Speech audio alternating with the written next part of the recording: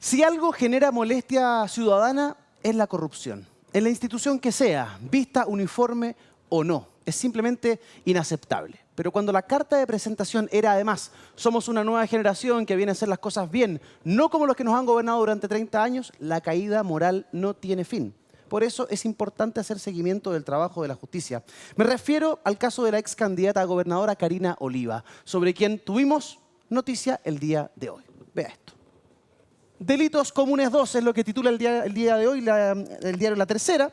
Fiscalía decide formalizar a Karina Oliva y a otros 10 imputados vinculados al Frente Amplio por defraudar al Estado. El fiscal regional de la zona sur, Héctor Barros, junto a Milibor Bugueño, solicitaron al séptimo juzgado de garantía de Santiago audiencia para imputar a la ex candidata a Gore de la región metropolitana y al Senado, además de otros exdirigentes del partido. A 2 años del inicio de estas diligencias, ya comenzamos a ver, y el Ministerio Público habría logrado acreditar una serie de inconsistencias en la rendición de gastos, triangulaciones de dinero, emisión de boletas ideológicamente falsas y el plagio de informes para luego obtener de forma fraudulenta millonarios reembolsos del CERVEL. Vamos a saludar a nuestros invitados de esta noche, pero antes, muy buenas noches, Mauricio Daza.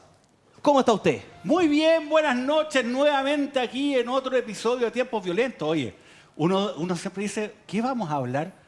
Oye, pero todos los días hay noticias, todos los días están violentos. Ahora, además de esta revelación respecto a la petición de formalización del caso de Karina Oliva y otros personeros del Frente Amplio también. Oiga, ¿qué es lo que pasa con la acusación que ha formulado el Ministerio Público respecto a 3 exdirectores generales de Carabineros también por delitos de fraude, de corrupción? Oiga, y además toda la duda. ¿Qué es lo que pasó con Sinovac? ¿Se acuerdan que se iba a instalar en Chile? ¿No les gustó Antofagasta? ¿Hubo un problema en este gobierno? ¿Por qué prefirieron Colombia? Bueno, de eso y mucho más vamos a hablar esta noche acá en Tiempos Violentos. 10 segundos para nuestros 2 invitados de esta noche. Ya les voy a explicar por qué. Comenzamos con Camilo Morán, exdiputado de Renovación Nacional. Camilo, buenas noches. 10 segundos para ti. Buenas noches, muchas gracias por la invitación. Creo que es fundamental que podamos conversar este tipo de cosas. El presidente de la República tiene 2 grandes problemas hoy y esos son uno de su coalición y el otro de su equipo de asesores. También nos acompaña la abogada de Red Protege, Gloria Requena. Muy buenas noches, Gloria. 10 segundos para ti. Adelante. Buenas noches. Nada hay que dañe más la estabilidad de un gobierno que la falta de consistencia y de coherencia. Así que aquí un llamado importante a nuestras autoridades políticas a frenar los temas de corrupción que hoy día nos aquejan. Generalmente tenemos 3 invitados más la presencia permanente de Mauricio. Hoy día ustedes ven 2 invitados más Mauricio. Bueno, el presidente de Comunes tenía confirmada su presencia en el programa del día de hoy. Sin embargo, al momento en que se conoce esta noticia que publica el diario La Tercera, él se excusa de estar presente esta noche en Tiempos Violentos, a partir justamente de estas revelaciones, porque evidentemente ha golpeado la línea de flotación del partido, se encuentra en un momento muy complicado, está atendiendo el teléfono de manera incesante y ha comprometido su presencia aquí en el estudio para el día de mañana. Esperamos tener a Marco Velarde, presidente de Comunes, para responder justamente a todas las preguntas que tengamos. Será una entrevista exclusiva con Tiempos Violentos aquí en Vía X. ¿Qué es lo que hemos conocido? Finalmente, después de 2 años de investigación, la Fiscalía, el ente persecutor, ha solicitado una audiencia al tribunal. ¿Para qué? Para formalizar no solo a Karina Oliva, sino también a Jorge Ramírez, quien es su expareja y expresidente del partido, y a don Martín Miranda, ex administrador electoral, junto a otra serie de ex dirigentes del partido por delitos que son sumamente graves. Entre otras cosas, plagiar un informe y cobrarle el reembolso de ese informe, pasar ese informe por un gasto de campaña, cobrando 120 millones de pesos al CERVEL. Gloria Requena, cuando el Ministerio Público pide formalizar una investigación y llamar a estas personas y formalizarlos ante la justicia, ¿es porque esto ya está entrando en tierra derecha en materia investigativa? ¿Es porque hay los argumentos suficientes para acreditar todos los delitos que se les van a imputar? Bueno, evidentemente cuando el Ministerio Público toma esta decisión es porque ya ha reunido los antecedentes necesarios o a lo menos los indispensables para poder, digamos, entrar en tierra derecha. Ahora, aquí no se ha dicho todo. Ahí veremos el plazo de investigación que se dicte, si efectivamente las diligencias que en ese minuto se dictaminen, a qué puerto van a llevar. Pero evidentemente esta es una clara señal de que ya existe a lo menos una línea clara de investigación que es capaz de ser soportada con pruebas suficientes. Camilo Morán, Karina Oliva y una generación de políticos venían a cambiar las cosas, venían a mostrar una nueva manera de hacer política, siendo además altamente críticos con la generación predecesora. Y sin embargo, a la luz de los hechos, o de lo que está por ocurrir en la justicia, esa ilusión se desvanece. Tu generación, la nueva generación, finalmente, al parecer, no cuenta con los argumentos necesarios para cambiar la política. No, yo soy de la misma generación que ellos. Ellos nos quisieron imponer ser dueños de la moral. Lo reclamamos mucho durante mucho tiempo, escuchamos muchos discursos grandilocuentes del presidente de la República, de Giorgio Jackson, protagonista en esa moralina que plantean permanentemente. Y con este tipo de cosas se le ha ido cayendo el discurso. A mí lo que me preocupa es que hay una suerte de forma de operar respecto a estas fundaciones, organizaciones que se generan para un fin distinto al que terminan ocupándolas, y es lo mismo sin tener nada que ver uno con otro, pero es la misma forma de operar de lo que está ocurriendo en el caso Convenio. Entonces, el Frente Amplio orquestó acá una forma de hacer política que definitivamente terminó siendo mucho más inmoral que los hechos de corrupción que hemos conocido en el pasado, sin querer empatar, sin querer. O sea, la corrupción siempre tiene que estar condenada como corrupción y que se quede ahí y no la podemos permitir, pero acá hay algo que se parece mucho y se asemeja, y a eso hay que ponerle más ojo. Yo quiero que el proceso avance, que la justicia avance y que determine la justicia finalmente cuáles son las responsabilidades, pero de lo que estamos hablando finalmente es de boletas ideológicamente falsas, informes plagiados para cobrar dineros que no corresponden, triangulación de dineros a través de una fundación. Entonces, esto es cosa que hemos visto en la política antes, de la derecha también. No podemos olvidarnos del caso del ex senador Jaime Orpiz, una persona que, es cierto, está preso por esta situación, y que ahora vemos en el caso de Comunes. Mauricio, refresquemos la memoria. Porque esta historia no nace hoy día, nace hace 2 años, cuando estábamos en la recta final de la candidatura de Karina Oliva, explota este caso. Probablemente esto haya hecho que Karina Oliva no saliera electa, y sin embargo sacó una altísima votación. ¿Quiénes son las personas que van a ser formalizadas por la Fiscalía y por qué delitos en particular? Bueno, hay que considerar de que estos delitos se vinculan básicamente a la rendición de gastos a el CERVEL, al Servicio Electoral, por parte de Karina Oliva, en primer lugar como candidata a gobernadora por la región metropolitana. Y hay que señalar que en algún punto es cosa de refrescar la memoria. Ella tenía la posibilidad cierta de llegar al cargo. De hecho, era señalada y sindicada como la favorita en una lucha muy cerrada con Claudio Rego, que finalmente fue electo. Ahora, ¿cómo funciona esto? Porque mucha gente tiene algunas ideas equivocadas sobre esta materia. A ver, efectivamente existe un mecanismo de financiamiento electoral de campañas, que es un mecanismo público. Y este mecanismo público se concreta de la siguiente forma. Las personas que son candidatos obtienen una cantidad de votos. Y las personas que obtienen esos votos tienen derecho a que se les reembolse los gastos efectivos que hicieron en la campaña hasta un determinado tope que se calcula a partir del número de votos que obtiene una persona, para ponerlo de alguna forma. Supongamos de que una persona llega y saca 700.000 votos, ¿no?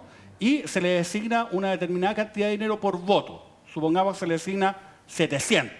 Bueno, no significa que esa persona pueda reembolsarse automáticamente los 700. Tiene que demostrar que hizo gastos por 700. Ahora, si gastó menos, se le va a reembolsar menos, ¿no? O sea, usted no tiene derecho como candidato a obtener plata, a hacer caja, a partir del número de votos que obtiene. Insisto, tiene que demostrar esos gastos. ¿Qué es lo que pasó con Karina Oliva? Y esto es interesante. Ella en la primera vuelta de la elección a gobernador regional sacó la suma de 600.000 votos, ¿no? Que esa es una suma muy importante de votos y por lo tanto también marca un techo muy elevado para el dinero que puede ella obtener como devolución, insisto, de gastos que efectivamente haya realizado y pueda demostrar. Y fíjense, en la segunda vuelta obtuvo 700.000 votos, 100.000 votos más. O sea, eso genera un techo aún mayor. Pero, ¿cuál es el tema para los efectos de que se concrete el reembolso? Insisto, usted tiene que acreditar gastos. Y aquí viene el fraude. Lo que ellos hicieron fue presentar gastos falsos para aumentarlos y así obtener devoluciones que finalmente corresponde a dineros que nunca realmente gastaron. Y este es el cuadrito más o menos de quienes estarían involucrados en esta petición de formalización. Acá las personas involucradas, y esto aparece además en la tercera, es Karina Oliva, que obviamente es la candidata y quien habría estado a cargo de coordinar precisamente estos actos que son calificados por la Fiscalía como un fraude a las subvenciones. Insisto, fraude a la subvención que obtienen como desembolso de gasto electoral. Además está Jorge Ramírez, quien habría participado y también es imputado en esta causa, que fue expresidente de Comunes, pero además fue pareja y es padre de un hijo en común que tiene con Karina Oliva. Más abajito está Martín Miranda, que es el administrador electoral, que también fue militante de Comunes. El administrador electoral es la persona que representa al partido o a la candidatura frente al CERVEL y que tiene que firmar la rendición de gastos. Y ahí hay un delito especial que es precisamente la rendición de gastos a partir de antecedentes falsos. ¿Y cómo se habría concretado esos gastos? Fíjense, ellos utilizaron una fundación que se llama Chile Movilizado. Sí. Y está vinculada a esa fundación precisamente al partido Comunes. Y lo que se decía, para que usted entienda, es que Chile Movilizado, esta fundación, de nuevo, vinculada al partido Comunes, declaró haberle prestado servicios a la candidatura de Karina Oliva. Entonces ahí se genera un gasto, porque no eran gratis. Y Karina Oliva llegó, la candidatura, y presentó esos servicios supuestos como gasto. Y adivine qué, el CERVEL lo recibió y ellos obtuvieron más de 120 millones de pesos en devolución. Pero después se descubrió que esos servicios que se supone que había prestado Chile Movilizado nunca existieron, ¿no? Y ese es el tema, ese es el fraude. ¿Se acuerda de las boletas ideológicamente falsas también? Esas boletas que nosotros empezamos a enterarnos con el caso Penta, particularmente, ¿no? Con el caso de SQM, con el caso Corpesca. Bueno, acá también habrían operado. Y fíjese, esto involucra que hay ciertas personas que emitieron una boleta por servicios que habían prestado vinculados a la campaña de Karina Oliva, que después fueron entregados al CERVEL para que el CERVEL le devolviera ese gasto. Sí. Pero resulta que esos servicios nunca se prestaron y por lo tanto lo que señalaban esas boletas, como por ejemplo asesoría electoral o informe sobre cualquier tema territorial, bueno, eso nunca se hizo y por eso son ideológicamente falsas, o sea, dan cuenta de un servicio que nunca se prestó. Ahora, a mí lo que me llama la atención es que yo había escuchado a estas mismas personas, cuando nosotros estamos litigando los casos Penta, SQM de Corpesca, rasgar vestiduras por este mecanismo y resulta que un par de años después ellos mismos lo estaban ocupando para defraudar finalmente el erario público. El crédito de todo este golpe periodístico es del diario La Tercera y de sus periodistas Leslie Ayala y Catalina Balarce, quienes firman esta investigación, ¿cierto?, que se publica en La Tercera esta misma tarde. Hay elementos que son bien sorprendentes, Gloria. Entre otros elementos, los análisis y pericias dan cuenta de que la ONG, por ejemplo, copió informes de un estudio que Oliva y el partido en aquella época encargaron a la encuestadora Criteria para así recibir fraudulentamente, quiero decir, para recibir esto, un reembolso por 120 millones de pesos por parte del Estado. Es un mecanismo que ya se conocía, pero que no se esperaba de esta nueva camada de políticos y menos del color político que representa a Karina Oliva, quien hace pocos días atrás dio una entrevista diciendo que ella iba a seguir en política aunque no le gusta a la gente.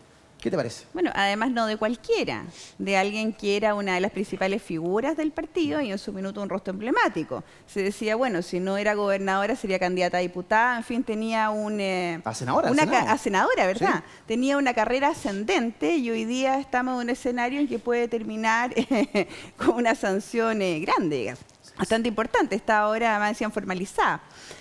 Uno nunca sabe lo que va a ocurrir aquí en este tipo de situaciones. Ahora, sí hay un tema que es fundamental acá. Yo no sé si se acuerdan, pero cuando se discutió el tema del financiamiento de la política, el financiamiento de las campañas y los partidos políticos, hubo una gran discusión en el país respecto a si era justo para los ciudadanos, un país con escasos recursos, destinar enorme cantidad de recursos a financiar a los partidos. Y se dijo en su minuto que la razón para financiarlo era precisamente terminar con las prácticas corruptas que habían para efectos de garantizar que si tenían un financiamiento tanto para las campañas como para el financiamiento propio de los partidos, entonces no se iban a producir estas situaciones de corrupción. Entonces esto es un doble golpe para la ciudadanía, porque estas situaciones no dejaron de ocurrir, sino que además son más frecuentes de lo que uno quisiera, porque esta no es la única situación. Tuvimos también, hay que recordar, aquí es de todos los colores políticos, el PDG también.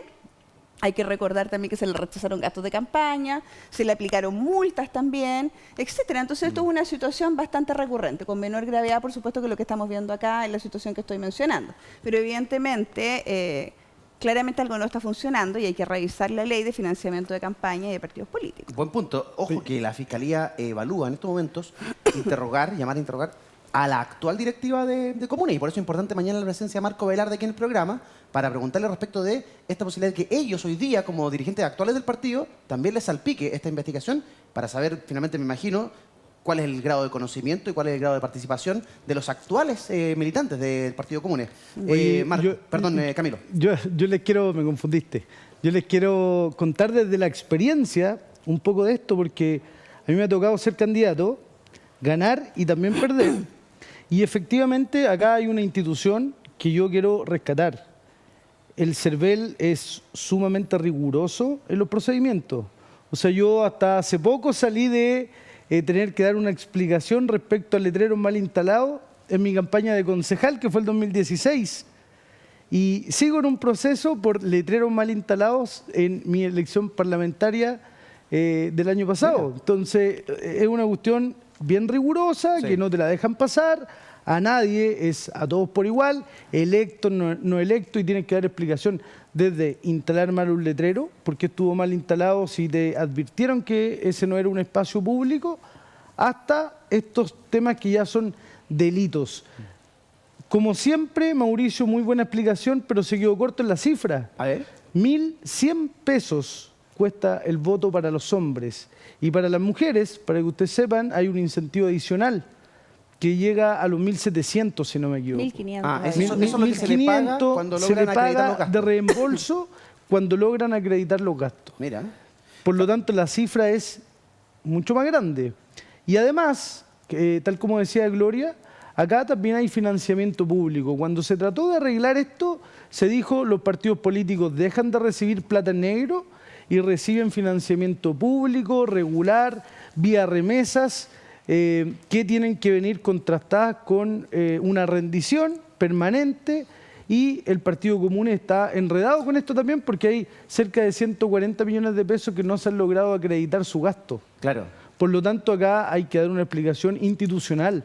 No solo las personas, yo espero que Karina Oliva, como era su eslogan, da la cara, termine dando la cara, porque durante estos 2 años hemos tenido así como cierta información, pero nada tan concreto. Ahora ya está la Fiscalía, así que va a tener que dar la cara por obligación, digamos, pero acá el partido también tiene que hacer, dar una explicación institucional. Yo no estoy diciendo que todos los que están ahora sean culpables, los culpables yo me imagino que se separan de quienes están administrando, pero acá hay una administración que funciona con recursos públicos y eso no se puede desconocer, hay que darle una explicación a la ciudadanía dónde están esos recursos. Yo me acuerdo, Mauricio, cuando esto estalla, ¿cierto? En plena recta final de la elección, se conoce, había sido una campaña en la que toda la nueva generación de la izquierda se la jugó, o sea, todos salían, estaba el actual presidente Boric tapándose un ojo, ¿cierto? Diciendo, yo soy Karina Oliva, todos salían en la campaña, yo soy Karina Oliva, todos eran Karina Oliva, ¿cierto? Ahora, ojo, cuando esto se conoce, irrumpe Carabineros en la sede de Todos Comunes. dejaron de ser Karina Oliva. Ahora nadie es Karina Oliva. Pero Nadie. sí hubo Salvo algo. Karina Oliva.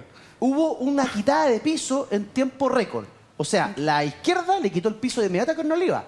Eso no fue motivo para que 600.000 o 700.000 personas votaran por ella igual. Pero institucionalmente ella queda sola rematando la carrera. Y ahí hay una señal política también. Sin embargo, nada nos puede hacer olvidar esa campaña de todos somos Karina Oliva. O sea, esa generación estaba representada en esta estrella fugaz de la izquierda. A ver, sí, pero también hay que ver los procesos. Porque, ¿qué es lo que ocurrió con Karina Oliva? Estuvo como en 3 elecciones sucesivas. Porque primero fue la primera vuelta de la elección para gobernador regional. Ahí sacó como 600.000 votos. Después fue a segunda vuelta con Orrego. Y ahí no había estallado nada de esto. Oiga, y muchos apostaban 100% de que salía Karina Oliva en esa segunda vuelta.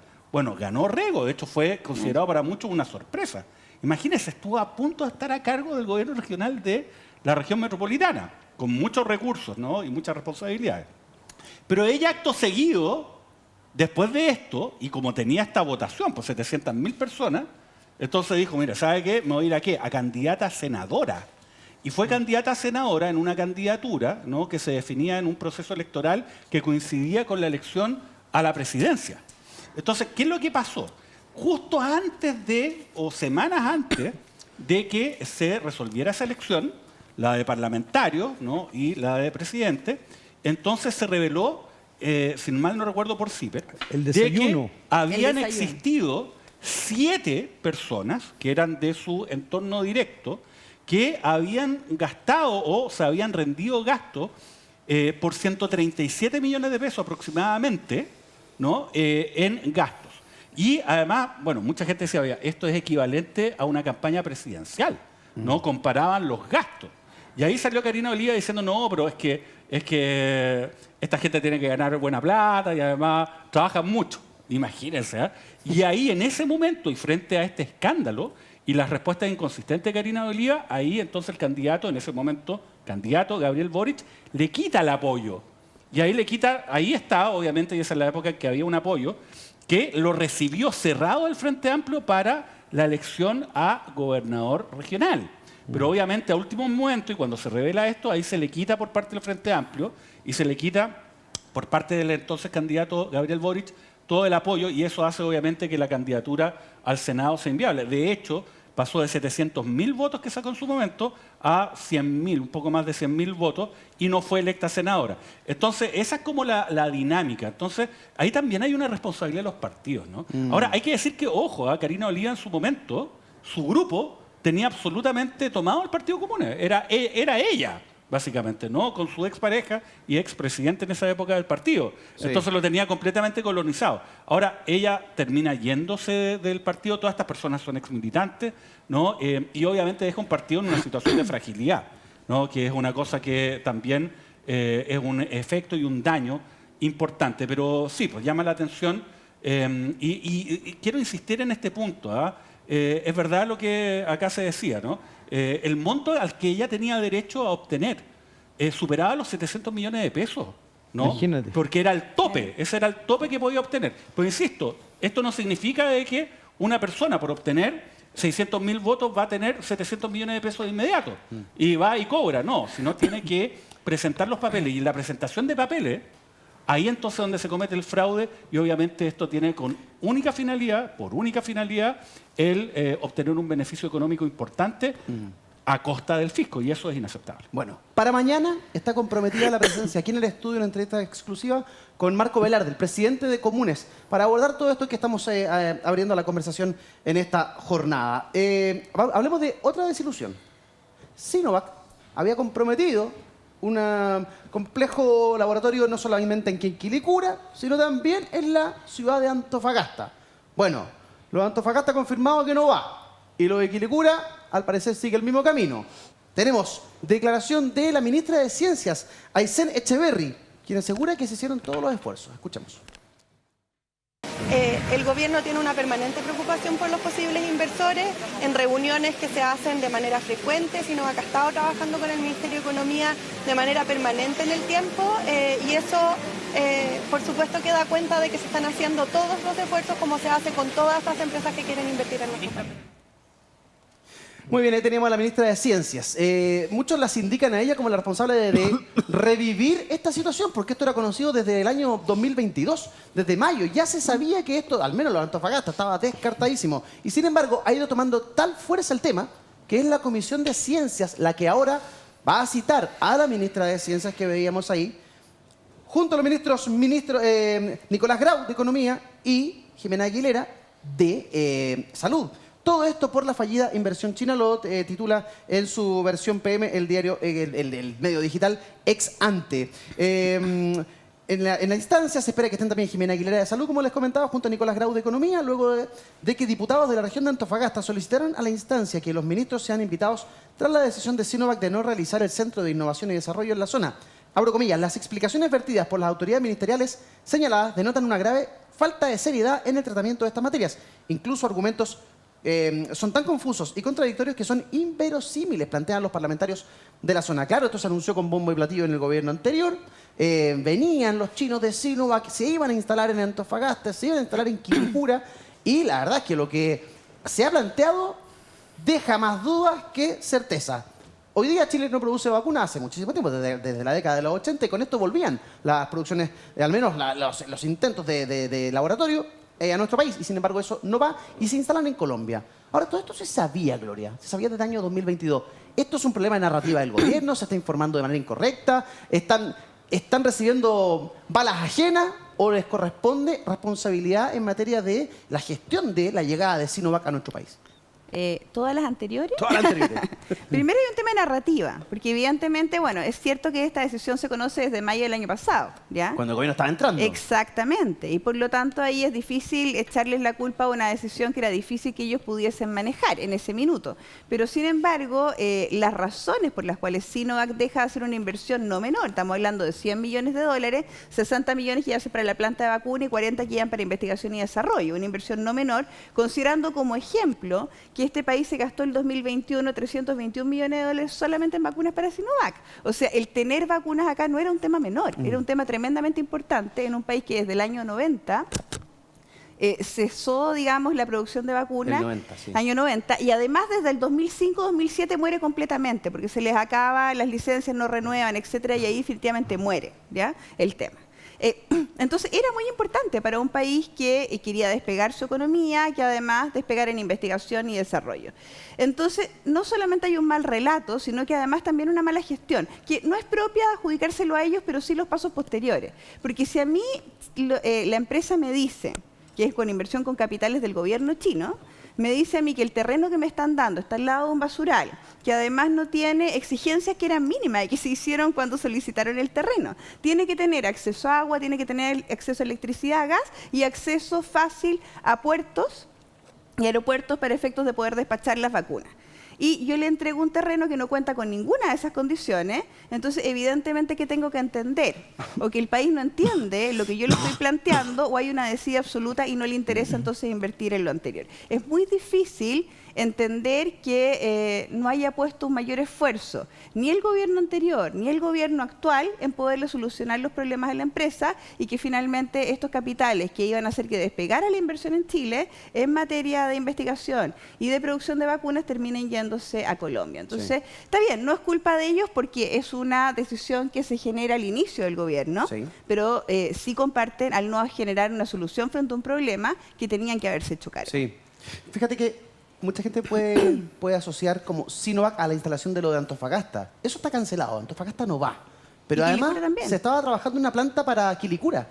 Y lo de Quilicura, al menos está pospuesto. O sea, no sabemos si va o no la cosa. Y en ambos lugares, Sinovac tenía reparos. O sea, la verdad es que estamos de facilidades a la empresa para que se instale, para que haga su inversión. Nadie se hizo cargo. Cero. Nadie se hizo cargo. ¿Qué falló acá, Camilo? Yo creo, Eduardo, conociendo harto esta materia, porque yo integré la Comisión de Ciencia y Tecnología en plena pandemia, cuando sabíamos y que Chile tiene un potencial territorial importante, una riqueza territorial importante. Acá se probaron vacunas naturales, se hicieron muchos estudios muy interesantes que no quedan ahí, siguen, continúan, que necesitan financiamiento, que tienen proyección en el tiempo, y por eso Sinovac pone los ojos en Chile, no solo por un tema económico. Pero este gobierno, y yo quiero ir un poco más atrás a la campaña de este gobierno, ya demostraba que le iba a poner algunos palitos en el camino a todos estos proyectos que tuvieran impacto medioambiental. Todos estos proyectos grandes que pasaban por el Consejo de Ministros, etcétera, todos hoy día están entrampados en ese Consejo de Ministros. Algunos ni siquiera alcanzaron a llegar a esta reunión de los Ceremis que lo aprueban para que pase el Consejo de Ministros. Y yo creo que acá hay una irresponsabilidad muy grande de parte del ministro Grau, principalmente porque él siendo el ministro de la cartera de Economía, quien tenía que haberse puesto a solucionar los problemas, por ejemplo, para Sinovac, y decir, bueno, si el terreno de Quilicura está en medio de un basural, tenemos problemas de delincuencia, bueno, busquémosle otro terreno. Si la zona de Tiltil está sobreexplotada, busquemos otro terreno, pero busquemos alguna forma para poder alojar este proyecto en Chile, porque es real. Chile es un país rico territorialmente para proyectar estudios, para no solo para hacer vacunas, sino que hace muchas más cosas. ¿A quién se le ocurrió Antofagasta? Porque, no sé, no tengo nada contra Antofagasta, una ciudad maravillosa, he estado muchas veces, preciosa, pero ¿era el lugar idóneo? Yo me habría imaginado, no sé, ¿qué sabe uno? Concepción. Una ciudad eminentemente universitaria, con agua limpia a disposición en cualquier parte, quizás con un puerto, con varios puertos ahí mismo. Entonces uno dice, no sé, había múltiples posibilidades. Quizás usted me podría explicar bien, Camilo, si tú sabes o no, quién eligió la ciudad de Antofagasta. No lo sé, yo lo único que sé es que hay condiciones territoriales que ellos estaban buscando, que entiendo que se daban en el norte de Chile, incluso por eso está el norte de la región metropolitana, Quilicura, pero no... ¿O será que, perdón, con respeto aquí, nos hicieron oso y dijeron, cómprame tantas vacunas para tu país y yo me instalo en tu país? No hay problema. Y el gobierno anterior dijo, ya, pum, se van a instalar. Y después miraron el negocio, oye, Chile está muy lejos, Colombia está mucho más conectado con el mundo, va a salir más barato. Vamos a Colombia. Si serán chinos, serán comunistas, pero saben de negocio. No, yo creo que Chile era mucho más atractivo para ellos, pero nosotros le pusimos muchas trabas, no fuimos capaces de solucionar problemas que eran fundamentales para ellos, para poder invertir, y nos perdimos una gran oportunidad. Voy con Daza, que le pica la lengua, pero antes tenemos declaración del presidente de la Comisión de Ciencia Futuro de nuestro país, del Congreso, el diputado de C, Eric Aedo. Escuchemos. Mejor estar preparado. Por eso es absurdo que sea la burocracia, que sea la permisología la que eche atrás estos proyectos. Y es por ese motivo que hemos invitado a la ministra de Ciencias, Aysén Echeverry, para que en la Comisión de Ciencias abordemos esta situación y la solucionemos. Sé que Sinovac no se va a ir de Chile, va a seguir invirtiendo, pero demos las facilidades para que las cosas se hagan y no permitamos que la burocracia arruine el desarrollo y la vanguardia que Chile requiere. A ver, Mauro, ¿es la permisología, es la burocracia, es la desidia? Entiendo que el exministro Mañalich hablaba de, no sé si la palabra exacta es desidia, o algo similar es lo que finalmente afectó la llegada de Sinovac a nuestro país. A ver, yo creo que sí, uno puede hablar de la permisología, ¿no? Y de todo aquello. Está bien, pero en este caso todo indica que no fue así. Porque nunca tramitaron un solo permiso. Claro. No tuvieron que ingresar una declaración de impacto ambiental, un estudio de impacto ambiental. No hicieron nada, ¿no? Y también yo creo que hay que ver las cosas con algo de distancia. Porque muchas veces uno piensa que es más de lo que realmente es. El tema es que nuestro querido y hermoso país es un lugar que está relativamente en la periferia de los grandes centros urbanos a nivel mundial, ¿no? Lo que es bueno en cierta medida porque nos deja un poquito aislados de las cosas malas, pero es malo en otro sentido porque también los costos de poder producir algo acá y enviarlo a los principales mercados es mayor. Y aunque sea marginalmente mayor, cuando se trata de negocios que ocupan grandes volúmenes, ese es un elemento clave. Fíjese lo que ha ocurrido respecto, por ejemplo, de los proyectos para instalar baterías, ¿no? Fábrica de baterías en el norte. Fíjese lo que ha ocurrido. Se estableció de que incluso en el contrato Corfo-SQM, que SQM tiene que venderle a empresas que agreguen valor a litio, por ejemplo, haciendo baterías, a un precio reducido. Se les garantice un precio especial. Ni aún así se instalan en Chile porque es muy caro.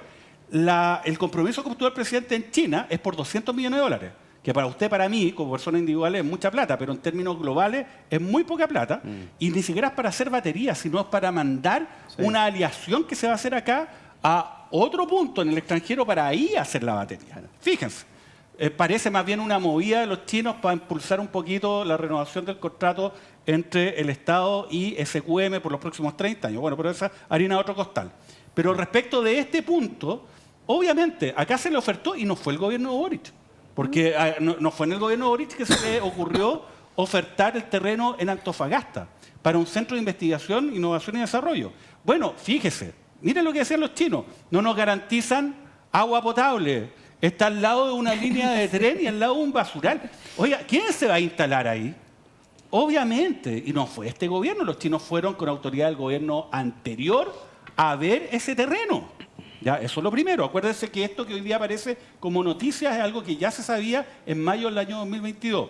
Y respecto de la fábrica de vacunas también hay un elemento, un componente económico.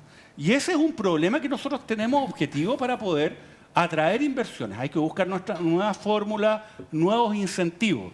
Pero cuando son negocios de esta categoría, obviamente Colombia aparece una mejor opción, pues. Oiga, y perdóneme, en Colombia hay también una permisología que es súper importante y grande, ¿no?, en esta materia. Ahora, acá se está tratando de obtener un provecho político porque se trata de decir, el problema acá fue de que hay muchos requisitos burocráticos para entrar a las inversiones y eso no fue lo que determinó que estas personas no invirtieran. Punto y aparte, oiga, muchas exigencias ambientales del gobierno Boric. Por favor, fue el comité de ministros del presidente Boric el que autorizó el proyecto de los bronces integrados, que había sido rechazado por el Servicio de Evaluación Ambiental en una resolución que era pero absolutamente lapidaria. Oiga, y fue el comité de ministros, una instancia política de este gobierno que lo ha permitido. Este gobierno ha sido permisivo en materia ambiental. Así que no vengan con esa historia de que, oiga, están pidiendo cosas que son imposibles. Y hay datos que son parte de la causa. Sinovac viene avisándole hace tiempo al gobierno, a distintas autoridades, que los terrenos no servían. En mayo de 2022, todo esto por transparencia, Sinovac BioNTech informó a las autoridades que el terreno de Antofagasta no cumplía con los requisitos. Luego, en noviembre de 2022, estoy hablando del año pasado, los ejecutivos de la compañía se reunieron con el ministro de Economía, Nicolás Grau, para expresar su preocupación por las dificultades que habían encontrado en su inversión en Chile. Y además proponían algunas soluciones. Y finalmente, todo esto decanta en que lo de Antofagasta se cancela, lo de Quilicura queda pospuesto, y hay una reunión en China del presidente con Sinovac. El presidente en su última gira se reúne con Sinovac. Y ¿Qué presidente? ¿Qué presidente? Boric. Ahora, en la última pasada. Eduardo, por el eso... viaje de las 14 escalas. Se reúnen y, al parecer, tampoco habría habido una respuesta positiva para Sinovac, porque el presidente llega a Chile y esto es como que se vuelve a tomar vuelo, se vuelve a anunciar. Por eso yo creo que acá hay una responsabilidad no menor de parte del ministro de Economía. El ministro de Economía tenía que hacer lo necesario para entusiasmar a Sinovac que se quedaran acá, porque eso es lo que fueron a hacer a China. Ir a decirle, oiga, tenemos un país rico en medio ambiente, territorialmente espectacular. Venga, en el último costado del mundo, venga a invertir acá, imposible. Nosotros los vamos a ayudar a que puedan invertir. No, oye, pero y esa ayuda no existió. Es que no tiene que ver con la... Es que, insisto, tratar de todo tema, ocuparlo para el ataque político es inverosímil. Pero no hay un porque el ataque ministro político. Grau no puede cambiar las condiciones territoriales de Chile y su posición frente a los mercados. Te insisto, $0.50, 30 centavos de dólar de costo extra en flete para colocar una vacuna del punto de producción hasta los puntos de consumo, ya es un costo enorme. Y obviamente hay otros países que están en una mejor situación geográfica que Chile para eso. Además, yo creo que es una burla, porque también sería una burla para cualquiera, que tú llegas y dices, ¿sabes qué? Voy a hacer un centro de innovación y desarrollo y te mandan, me entendía, a un sitio eriazo. Oye, mira, es un drama que incluso tienen las personas del norte. Las personas del norte tienen el drama que no pueden consumir agua de la llave. ¿Por qué? Claro. Porque obviamente tiene un aporte de minerales que es sumamente importante. Me acuerdo la primera vez que fui aquí, que hace muchos años atrás, oiga, se me ocurrió, tenía sed y me tomé un galón de agua de la llave. Oye, quedé pero loco. Y tú sabes qué, llamé a un médico y dije, oye, tengo problema, comí algo malo. No, me dijo, usted está envenenado, señor. Tomó agua. Tomó agua, está envenenado. Yo la evito por que eso. es un drama. Esto no involucra menospreciar a nuestro país, porque por otra parte tiene muchas otras ventajas. No, nuestro norte, de hecho, gran parte de la riqueza que se produce en nuestro país, que en el ámbito minero, viene de precisamente las regiones del norte grandes. Ya, pero tampoco me entendí, echémosle al ministro la culpa, me entendí de ventajas obvias y objetivas que tenemos respecto a otros lugares. Pero los chinos no están diciendo que se van. comparto lo que tú dices en parte, pero los chinos no están diciendo que se van diplomáticos. porque económicamente no les da el costo, si eso lo podían saber del Claro. minuto que se le ocurrió plantarle planta acá al proyecto. Están diciendo porque le dieron terrenos que no cumplen con ninguna No condición servían. básica, sin agua. ¿Qué permiso iba a tramitar si la cuestión no tiene agua? Así o sea, es no tiene simple. condiciones básicas necesarias para la vida Bueno, humana. ¿y quién le mostró el terreno? Vamos al tema si en no- detalle. ¿Quién le mostró el terreno? No, si parte el error en el gobierno anterior que le entrega o propone terrenos que son absolutamente inviables. Por lo tanto, lo que yo Claro. digo no es una crítica política. Porque No, pues, difícilmente... pero es que tú yo dices que es culpa de Grau. ¿Qué iba a hacer sí, Grau, po? Grau tenía que haber hecho ¿Qué? algo... ¿Qué? Ofrecer otro terreno, por ejemplo, ofrecer Concepción. Pero Decir, cuando no, acá tenemos un año después de que los chinos ya dijeron que se iban a Colombia, si esto lo decidieron en mayo del 2022, Y ya estaba cerrado el acuerdo con Colombia. Pero- ya está cerrado el acuerdo con Colombia. Si esta no es una, eso también es lo engañoso todo esto. Sí. Esto aparece y Ahora. surge como una noticia que se hubiese conocido hoy día. Oiga, si esto es un refrito. Pero si es verdad, un refrito. Buen De concepto. un aceite de muy mala calidad. Eso se queda Sí. mentalmente insostenible. Oiga, esta noticia es de mayo del año 2022. Vaya a saber uno que está uno en mayo de 2022 de que no se le dio relevancia a esto. Pero en mayo de 2022 se comunicó, Chile no va y cerraron con los colombianos. Entonces, ¿qué va a hacer Grau? Oiga, ¿sabe qué? Deje sin efecto el trato con los colombianos porque nos equivocamos. No es el sitio Ariazo en Antofagasta. No, es un sitio increíble, no sé, en la Sí. región de Concepción o en la Patagonia. Bueno, vamos a dejar este caso hasta acá. Vamos a seguir muy atentos a lo que suceda en la Comisión de Ciencia y Futuro en el Congreso. Y nos vamos a ir a hablar de la corrupción al comienzo del programa. ¿Vista uniforme o no? Mire, hasta 24 años pide la Fiscalía de cárcel, ¿cierto?, para ex generales directores Villalobos y González Juré y 14 para el ex general director Gordon. Ante el séptimo juzgado de garantía de Santiago, la Fiscalía de Delitos de Alta Complejidad Centro Norte comunicó el cierre de la investigación y formuló acusación en contra de los 3 altos mandos de la institución policial entre años 2008 y 2018 por delitos reiterados de malversación de caudales públicos y falsificación de instrumento público. Ahí están los 3 generales directores en cuestión, estamos hablando de los generales directores Villalobos y González Juré, además del general Gordon. Tengo el detalle de los montos que se les está imputando, ¿cierto? Mira, el primero de ellos tiene que ver con el ex general director Eduardo Gordon Valcárcel, que estuvo a cargo de Carabineros entre el año 2008 y el año 2011. Se está pidiendo para él una pena de 10 años y un día de cárcel por su presunta participación y autoría en 5 delitos reiterados de malversación de caudales públicos. Además de otros 4 años de presidio por otros 3 delitos reiterados de falsificación de instrumento público. Él tenía a su disposición un monto, está el detalle ahí en pantalla, un monto aproximado de 1.500, 1.600 millones de pesos y $320.000.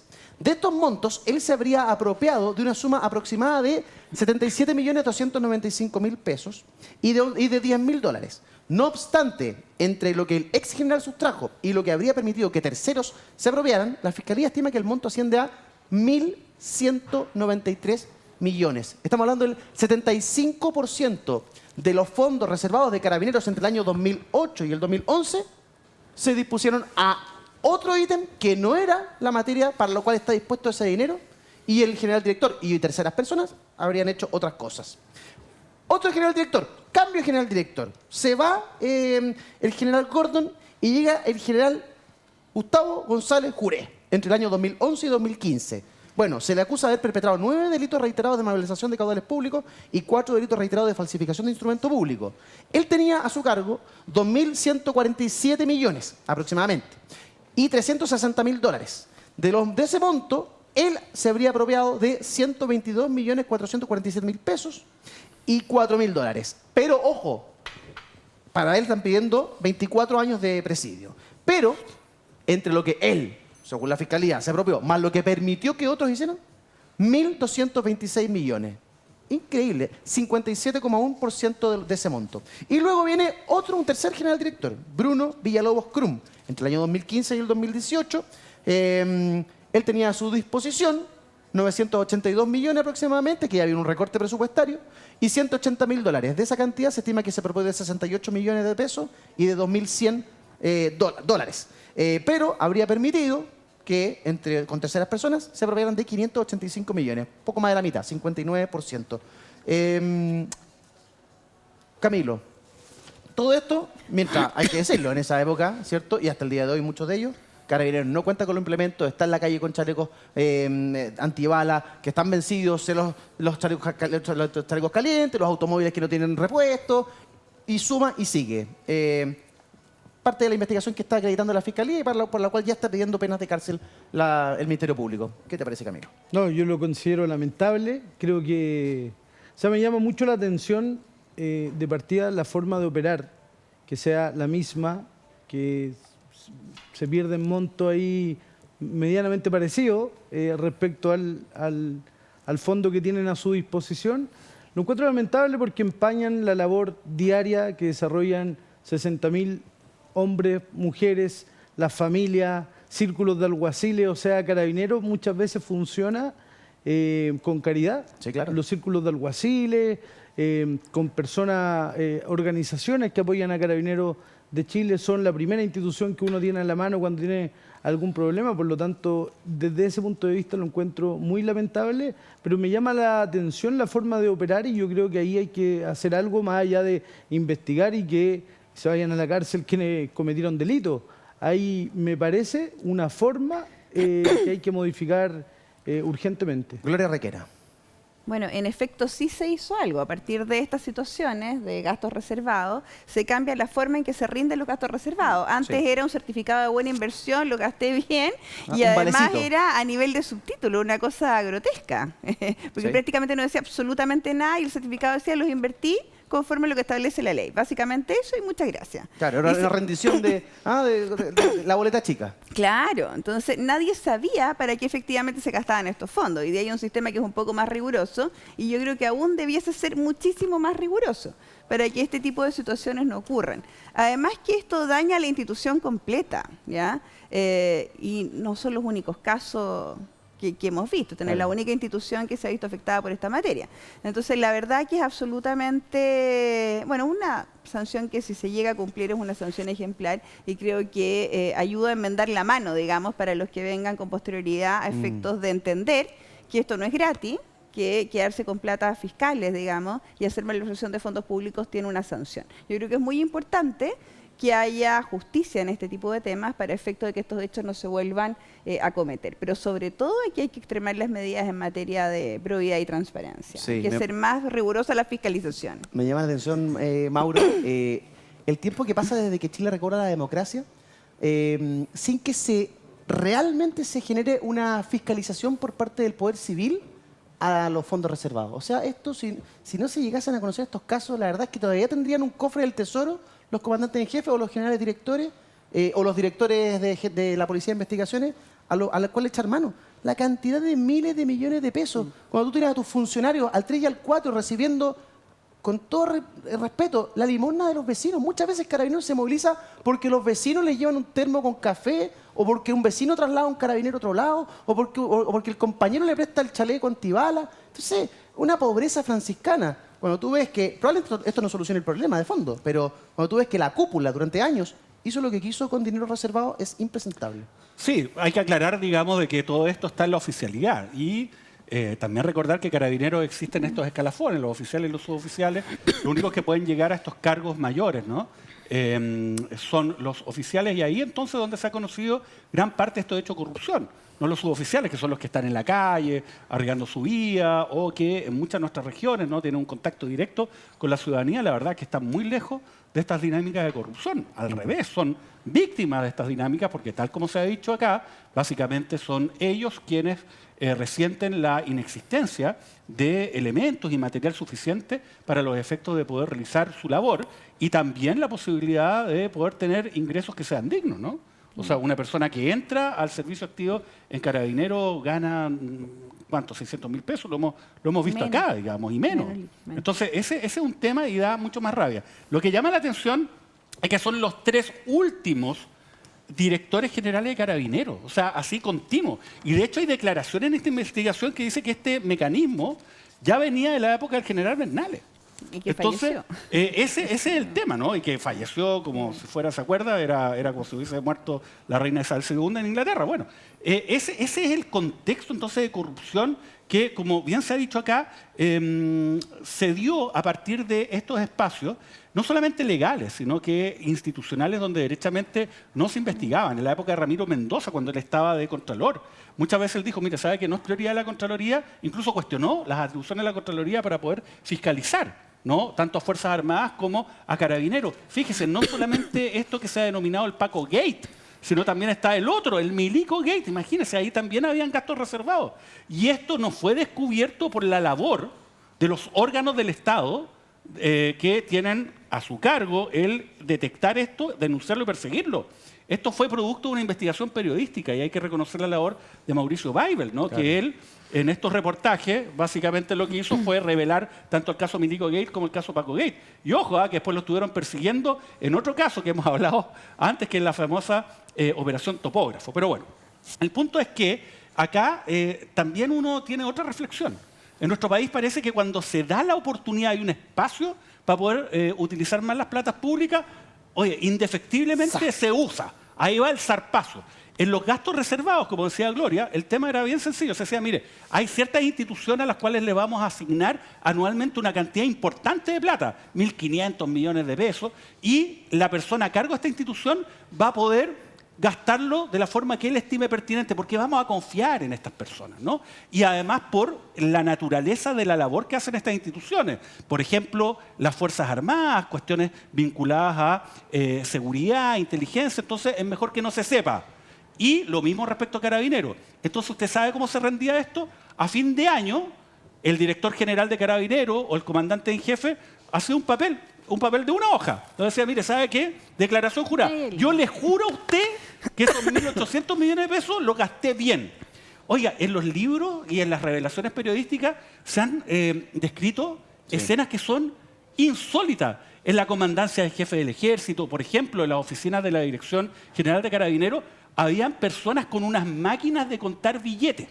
Entonces, la persona a cargo de la institución llegaba y decía, ya, Juan, anda y saca de la cuenta donde tenemos los gastos reservados, no sé, 50 millones de pesos. Iba con los 50 millones de pesos al contado, oiga, y los repartía con una máquina de dinero, los metía en unos sobres y los iba repartiendo según lo que ellos habían señalado de cómo iban a complementar ciertos sueldos. Oiga, eso parece una escena de una película de narcotraficante.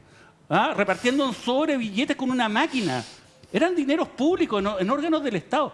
Entonces, ojalá que esto termine, en caso de ratificarse, precisamente en un juicio oral, todos estos antecedentes con penas que sean ejemplares y que quede claro que esto no puede volverse a repetir. Ni en este caso, ni en el caso Fundaciones, ni en el caso de platas que se rinden fraudulentamente en el CERVEL. Porque el problema en nuestro país no es tanto que haya corrupción, sino que hay básicamente impunidad.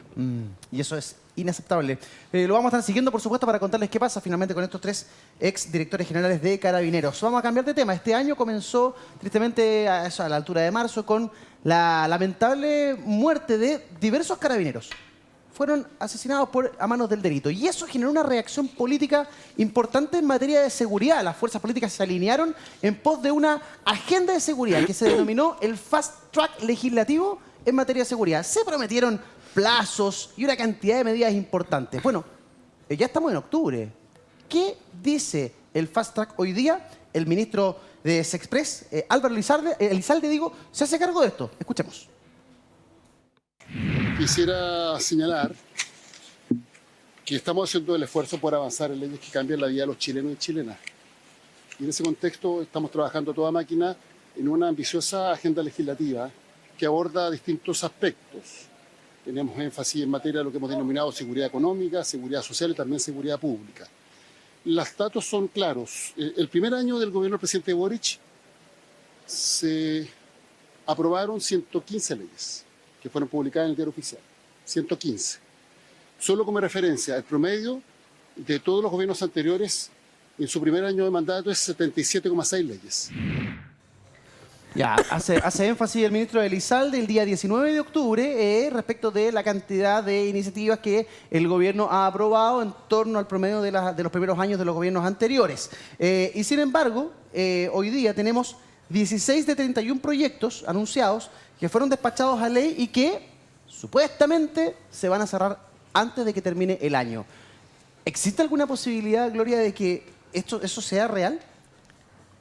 En un mundo paralelo Claro, el metaverso. podría ser. Yo la verdad que trabajé en el Congreso, aquí mi colega fue diputado, Mauricio también trabajó y los tiempos legislativos son bastante distintos a lo que señala el ministro, que además es un ex parlamentario, por lo tanto lo sabe perfectamente. Yo creo muy difícil que eso se pueda aprobar en los términos que han señalado. Además son temas en los cuales es muy difícil llegar a acuerdos también, porque aquí se contraponen dos visiones completamente distintas en torno a lo que entendemos por seguridad, en lo que tendemos a la protección de nuestras policías y también en cómo se manejan diversos temas. Hay visiones que son absolutamente contrapuestas. Yo lo veo muy difícil y además es lamentable, porque yo siento que esta agenda se fue quedando, a propósito de la contingencia, la situación económica, se fue quedando finalmente atrás y la verdad que no ha sido una prioridad.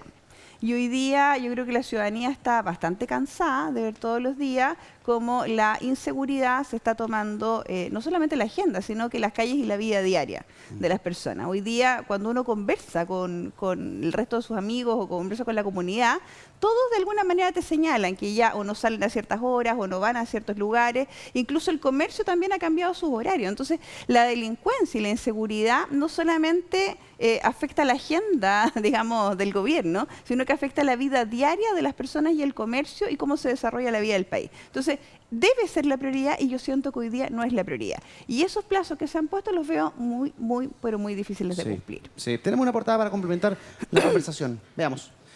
Fast Track en seguridad, 16 de 31 proyectos fueron despachados a ley y buscan cerrar todos este año. La mitad de lo comprometido y nos quedan 2 meses, ¿cierto? Cuando sabemos que diciembre además es un mes que pasa como en 3 días. Camilo, usted fue parlamentario, fue diputado. ¿Se puede cerrar todo esto en el tiempo que queda, las semanas que nos quedan? En el mundo paralelo de Gloria podría ocurrir. No, yo creo que, mira... O sea, no es mío, es es que planteabas. Sí. Es del ISAL. En el mundo paralelo que plantea claro Gloria. que no. No, mira, acá ocurre algo que para la gente que está viendo en la casa este programa genera impotencia. Y lo digo en general, todos los colores políticos, para que Mauricio no me diga que estoy sacando una ventaja política. Acá es un Soy mal hablado, así que lo voy a hacer igual. Acá un problema de legislación, de forma de operar las fuerzas políticas, porque si hacemos un resumen, pongámonos como que estamos en diciembre y hacemos un resumen legislativo del año, efectivamente pasamos por una crisis de seguridad que partió, que le pusimos toda la alerta, la alarma, nos pusimos todos de acuerdo y todos dijimos hay que solucionarlo, la gente lo está pasando mal, pero durante todo el resto del año vimos asesinatos, vimos cosas que en Chile hace un par de años atrás o varios años atrás no se veían. Hoy día hay delitos muy violentos que son comunes. Sí. A la gente la asaltan en cualquier barrio de Chile, en cualquier región. Antes yo me acuerdo, iba de vacaciones a San Javier y uno podía dejar la bicicleta ahí. No estoy hablando hace mucho tiempo atrás, poco tiempo atrás.